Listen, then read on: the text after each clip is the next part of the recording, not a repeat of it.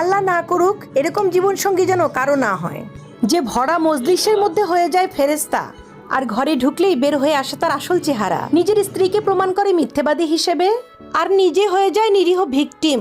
এই ধরনের মানুষ কোনো মানুষ না, এরা হচ্ছে আস্ত একটা গিরগিট্টি। বাইরের মানুষের সামনে হয়ে যায় সত্যবাদী, আর ঘরের ভেতর হয়ে যায় বিষাক্ত।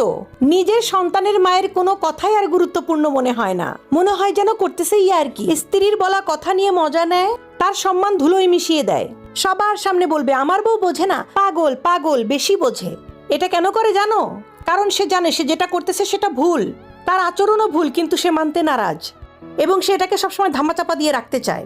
এরকম জীবনসঙ্গী তার স্ত্রীকে পাগল বানিয়ে ছেড়ে দেয়, প্রত্যেকটা কথায় কথায় খুঁত ধরে, এমনকি বাইরের লোক তো দূরের কথা, নিজের সন্তানের সামনেও প্রতি পদে পদে অপমান করে।